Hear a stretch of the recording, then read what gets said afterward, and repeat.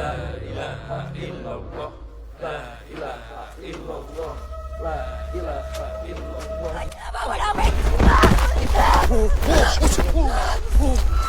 Semuanya tahan, semua baca doa.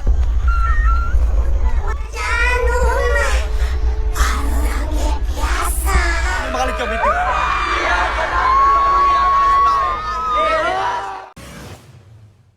Halo guys, selamat datang kembali di Bahas Talk Movie, channel yang membahas alur dari sebuah film. Dan dalam video kali ini, gue akan bahas film horor Indonesia nih buat kalian. Tapi bukan sembarang film horor, melainkan film horor yang relate banget sama kehidupan di masa sekarang.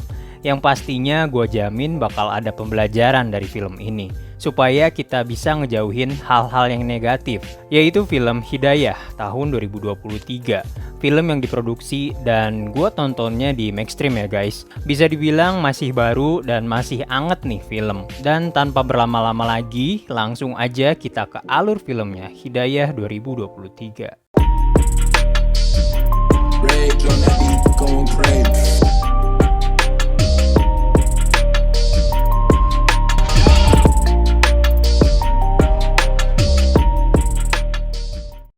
Awal scene memperlihatkan proses pemakaman salah satu wanita yang sedang berlangsung. Nampak suasana di sana sangat menegangkan, ditambah cuaca yang perlahan turun hujan.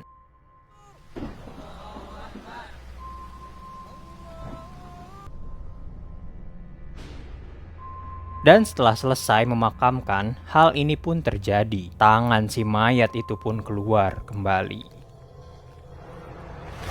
Kemudian scene berpindah pada 4 hari sebelumnya yang memperkenalkan tokoh utama dari film ini, yaitu Bahri. Yang ini nih, ia bekerja sebagai montir pada suatu bengkel di Jakarta. Dan Bahri dapat diketahui ia merupakan seorang ustadz muda. Kebetulan pada hari itu Bahri didatangi oleh teman lamanya, yaitu Hasan. Di mana kedatangan Hasan ke tempat Bahri ternyata bukan sekedar membetulkan mobil, melainkan ia ingin mengobrol dengan Bahri dan menceritakan perihal keadaan kampungnya, yaitu Kampung Mekarwangi, yang saat ini nih sedang tidak baik-baik saja dan menyeramkan. Hal itu didukung dengan Hasan yang menceritakan tentang kondisi salah satu temannya, yaitu Ratna, yang kondisinya sangat parah, seperti orang sakit, tapi bisa juga dibilang kayak orang kesurupan atau kerasukan gitu. Hasan meminta Bahri untuk pulang ke kampungnya untuk membantu Ratna. Hal itu dikarenakan ustadz yang ada di kampung tersebut udah sepuh dan sedang sakit nih, sehingga tidak bisa membantu mengobati Ratna. Setelah obrolan panjang, ternyata itu tidak membuahkan hasil. Bahri masih bimbang dan tidak mau menerima tawaran Hasan untuk membantu Ratna di kampungnya. Hingga singkat cerita, selepas obrolan dengan Hasan,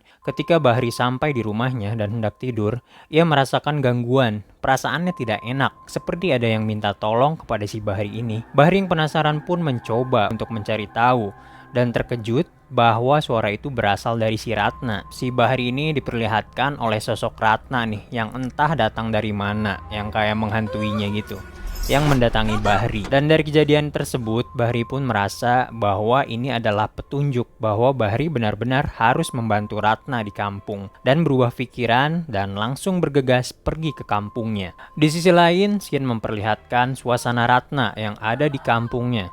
Nampak kondisinya sangat memprihatinkan dan suka berteriak seolah-olah kesakitan, kayak ada yang mengganggunya gitu.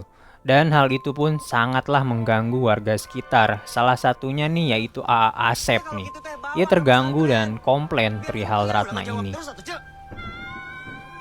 Selanjutnya kita kembali lagi ke Bahri. Saat ini Bahri baru saja sudah sampai di kampungnya Mekarwangi dan bertemu ustadz di sana yang sekaligus merupakan gurunya di kampung. Di sana Bahri mengobrol dan mendapatkan pesan dari Abah nih, kalau kita bilang mah ya, ustadz di sana, untuk membantunya menyelesaikan permasalahan yang sedang terjadi, khususnya masalah Ratna. Kemudian singkatnya, scene menunjukkan kilas balik ingatan Bahri mengenai kenangannya dengan Ratna ketika masih tinggal di kampung tersebut. Di sini Bahri masih sangat ragu, guys. Apakah dia bisa dipercaya oleh Abah atau Ustadz nih untuk membantu si Ratna? Bahri yang ragu itu pun curhat kepada si Abah.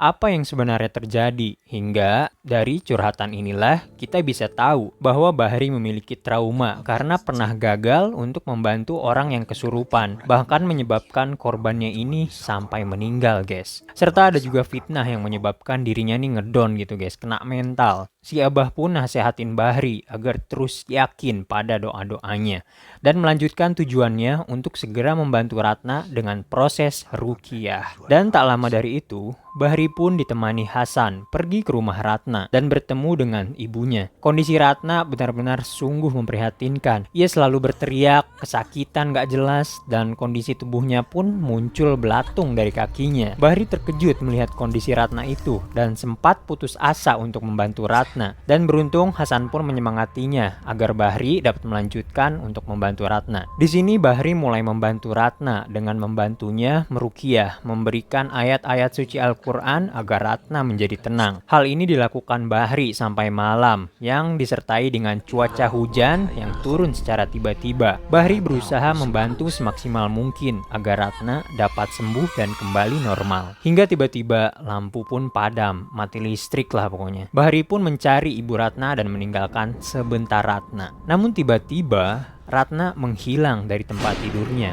Bahri dan ibu Ratna pun mencoba mencari-cari di mana Ratna berada. Keadaan di sana semakin mencekam. Hujan besar, geluduk di mana-mana, ditambah Ratna yang hilang memperlihatkan dirinya yang ada di atap rumah nih. Dan langsung tiba-tiba loncat ke arah ibunya. Di sini terlihat Ratna sudah dirasuki oleh sosok lain yang menyebabkannya hilang kendali dan mencoba menghentikan si Bahri.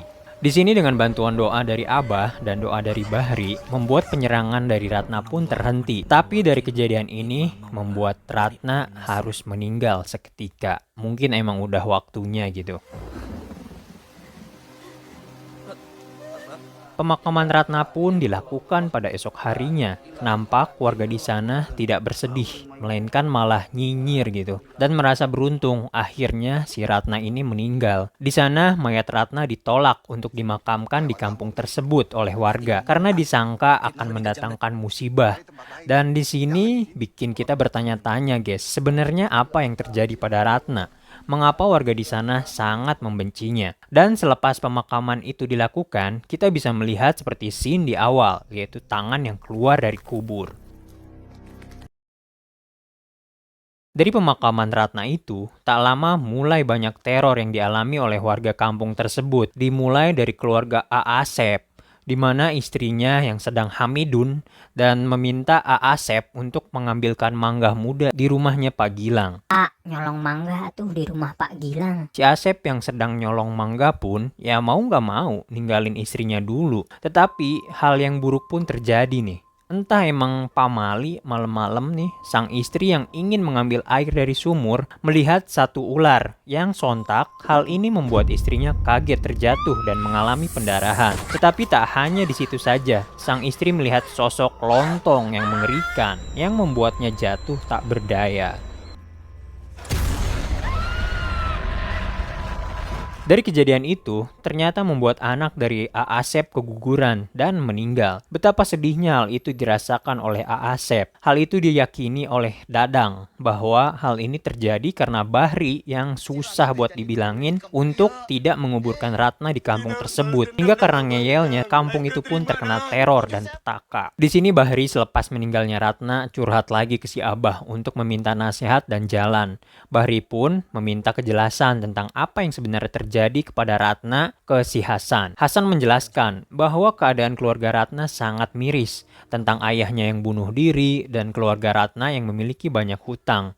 Bahri pun masih penasaran kepada Ratna dan bertanya kepada Burhan nih, apa yang sebenarnya terjadi pada Ratna. Burhan pun menjelaskan bahwa semasa hidupnya Ratna, ia merupakan wanita penghibur malam di salah satu klub gitu.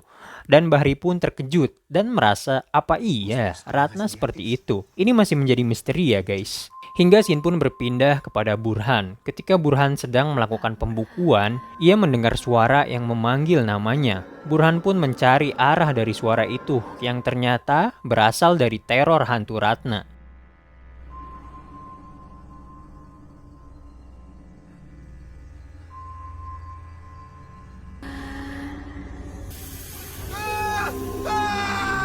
Burhan yang masih kepikiran tentang hantu Ratna itu pun semakin lama semakin diganggu dan stres dan didatangi terus oleh hantu Ratna. Teror itu pun sampai-sampai membuat korban jiwa baru, yaitu si Burhan itu sendiri yang sampai bunuh diri. Hal itu pun diketahui oleh warga kampung lainnya yang benar-benar tak bisa menyimpulkan kampung ini mendapatkan teror yang luar biasa. Di sisi lain, Bahri curhat lagi kepada Abah. Ia minta dikuatkan agar bisa membantu banyak orang lain lagi. Dan bersamaan dari itu, ibu dari Ratna sedang menengok kondisi kubur dari Ratna. Dan betapa terkejutnya, kondisi kubur sudah mengenaskan.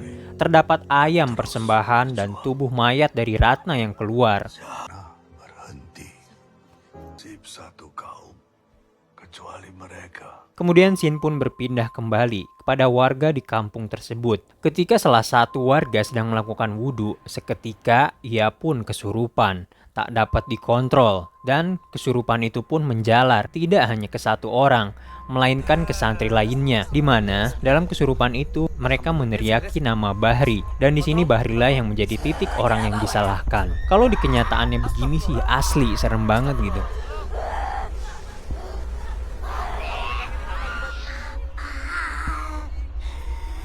Semenjak kejadian hal itu, tak lama Abah pun meninggal guys karena sakit. Dan keesokan harinya, sebagian masyarakat merasa teror dan kejadian aneh itu dikarenakan Bahri yang datang ke kampung tersebut. Sontak, warga pun yang terganggu meminta Bahri untuk segera meninggalkan kampung itu agar tidak terjadi lagi hal-hal yang tidak diinginkan. Di sisi lain, kondisi kubur Ratna semakin menyeramkan. Dapat dilihat dari teman Ratna yang mendatangi kubur dari Ratna. Dan ketika teman Ratna itu ingin pulang, setelah dari kubur Ratna, ia tak sengaja bertemu dengan Bahri. Dan teman Ratna ini menjelaskan bahwa Ratna itu sebenarnya orang baik. Dan ia difitnah oleh orang-orang kampung itu. Orang-orang kampung itu jahat. Bahkan sampai dipasang susuk ke dalam tubuh Ratna oleh salah satu warga yang di sana. Ratna pernah bilang, kampung sini yang pasang susuknya. Sehingga dari pasang susuk itu berdampak pada Ratna yang diteror untuk dimintai tumbal dan segala macamnya lah. Mendengar hal tersebut, Bahri pun mendatangi balik kampung itu untuk meminta kejelasan. Sehingga terjadi adu pukul untuk mendapatkan info siapa nih yang memasang susuk kepada Ratna. Yang ternyata pelakunya adalah Dadang. Berdasarkan info tersebut, Bahri pun langsung menemui rumah dari Dadang dan mencari kebenarannya. Dan benar, di sana banyak bukti-bukti seperti persembahan, menyan, dan barang spiritual lainnya. Dan tiba-tiba dari arah belakang, Dadang datang dan langsung memukul Bahri hingga Bahri pun pingsan.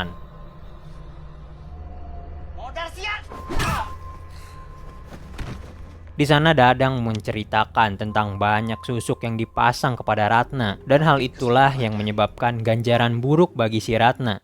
Bahkan sampai mati pun, Ratna masih saja ditagih janjinya alias dikejar-kejar karena bersekutu dengan setan. Dan disinilah pelajaran yang harus kita ambil guys. Bahri yang yakin dengan kekuatan doa pun bisa melawan Dadang yang berniat ingin membunuh Bahri. Dan perkelahian pun terjadi nih antara mereka. Dan membuat gubuk terbakar yang sampai pada akhirnya alhamdulillah dimenangkan oleh Bahri. The young Ustad from Mekarwangi village. Setelah kejadian itu, dalam penglihatan Bahri, ia melihat Ratna yang hadir di depannya dan mengucapkan terima kasih.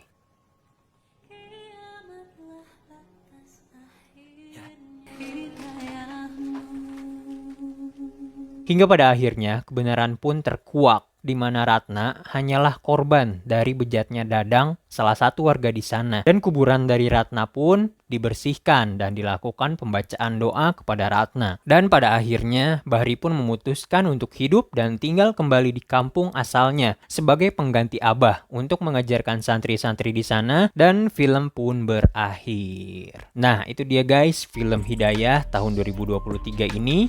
Gimana filmnya? Seru dan bikin merinding nggak?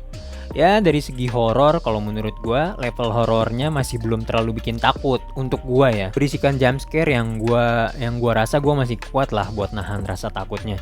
Dan kekuatan dari film ini tuh sebenarnya ada di bagian hikmahnya gitu guys, yang bisa kita ambil, yaitu buat nggak make atau coba-coba susuk gitu guys. Karena kan itu sama aja kalau kita kayak musyrik kali ya, nggak percaya sama Tuhan, yang mana tentunya bakal ada resiko besar yang bakal diterima kalau sampai dilakuin. Pokoknya jauh-jauh deh. Dan overall film ini mendapatkan IMDb lumayan, yaitu 5,6, dan gue sangat apresiasi banget film-film Indonesia saat ini, apalagi sekarang lagi banyak-banyaknya nih film horor yang lagi rilis. Dan oke guys, sekian video dari gue. Terima kasih sudah menonton. Jangan lupa subscribe, komen, dan like, dan nantikan video-video berikutnya. Dadah. Assalamualaikum.